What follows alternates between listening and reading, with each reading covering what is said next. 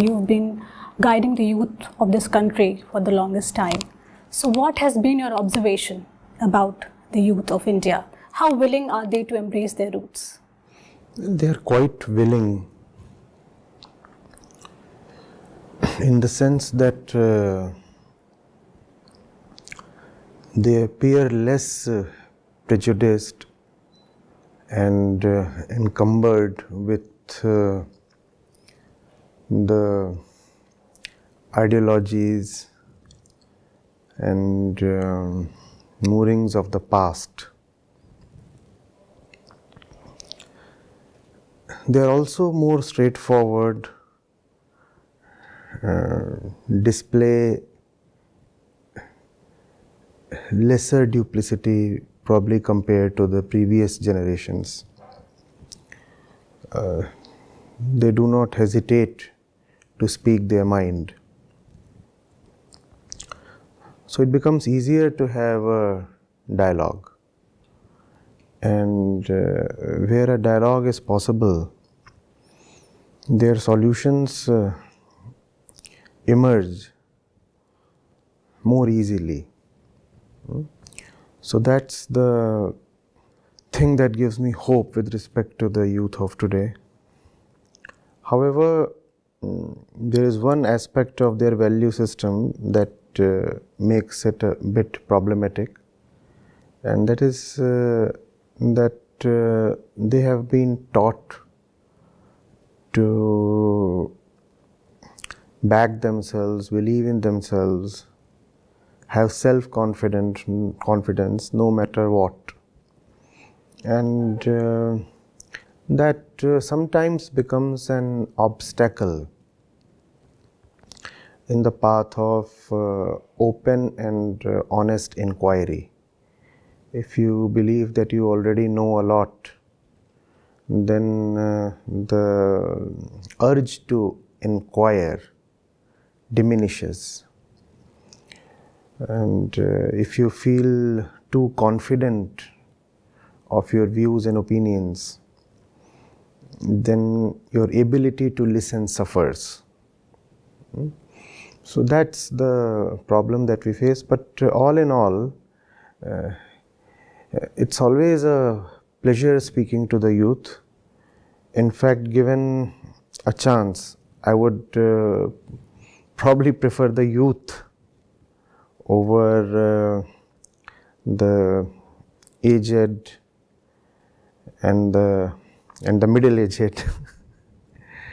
So the kind of energy that a young person carries, and the fact that he or she has a life to live, and the spark in their eyes when they come upon something new, that always makes it a delight to converse with them.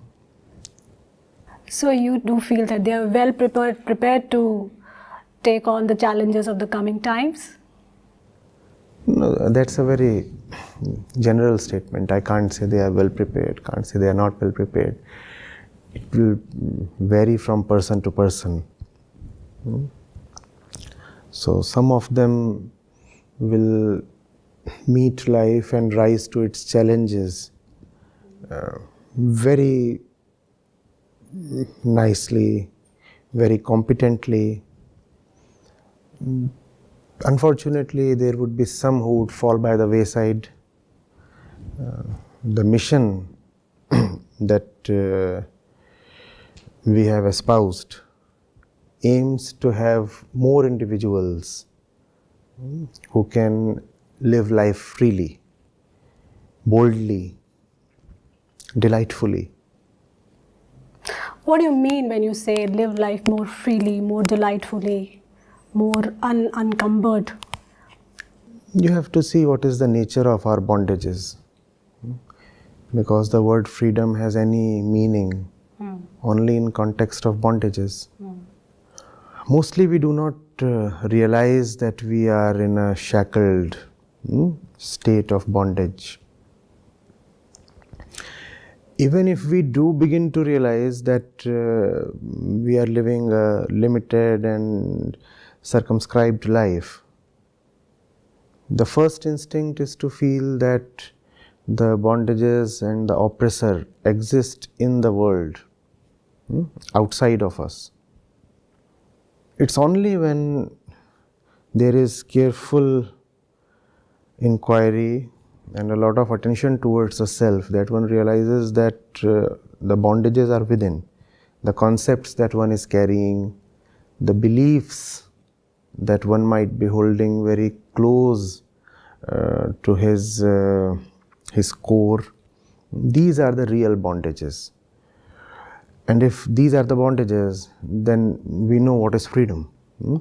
Examining what you live by, examining what your value system is like, seeing where it comes from, seeing whether it really helps you navigate through life, and therefore dropping what is necessary, that is freedom. Indians today, especially Hindus, are mostly clueless about their rich spiritual heritage. And why do you think that we have come so far and we have become so distant from the stream of spiritual knowledge which has nourished our generations? We just don't, we have to be reintroduced to all that which has been our heritage. Because there is just too much of it. You see, when I go to, let's say, Lucknow via the Moradabad route, right? There are these eateries, wayside eateries. So 10, 12 years back when I used to go, there used to be one Shiva Dhaba, right? And it got very famous. It got very famous. And it was very successful because the food quality was good, the ambience was wonderful, and there were lush green fields behind it, and one could be there and have sumptuous food and enjoy all this, especially during winters. So then another one came up, new Shiva Dhaba. Then one more came up, and I have been an experiencer to all that. Real Shiva Dhaba, then Asli Shiva Dhaba. And now there are just so many of them that neither the food is delectable, nor the ambience, nor anything else about it. Why did that proliferation happen? Exactly because the original one was wonderful. When the original one is great, all kinds of duplicate ones start mushrooming. And that is what has happened in India. And the duplicate ones assume so much abundance and visibility and power and popularity that the original one is lost. I won't be surprised if the mother Shiva Dhaba does not exist anymore. You get what I'm saying? Exactly because our original scriptures are very powerful. Therefore, based on their strength and to encash on their popularity, all kinds of charlatans came up. All kinds of fraudsters in the name of spirituality. And they said, Bhai, tera dhyan kidhar hai? Asli Shiva Dhaba idhar hai. Gone. Now why read the Bhagavad Gita? Somebody else is posing as Krishna, some other scripture, some other guru is there. And the original one is gone. And could this charlatan, this fraudster, have gained popularity on his own? No. All those miscellaneous, half a dozen or 2 dozen Shiva Dhabas, they could gain popularity only on the back of the original one. If had the original one not existed, these would have cut no ice. They would have met no success, right? But they have been very parasitic, and that's what has happened in India. Exactly because our foundational scriptures were so strong and so pure, they attracted a lot of parasites. Those parasites came to the scriptures, bit into them, extracted their little pound or ounce of flesh, and started their own shop. The result? Nobody is now caring for the central scriptures, the original Shiva Dhaba. Nobody is caring for that. And there are thousands of other books and thousands of traditions and thousands of communities and lakhs of gurus. Every place has its own local guru and every guru is saying, I am the real one. Asli Shiva Dhaba idhar hai. Are you getting it? Huh?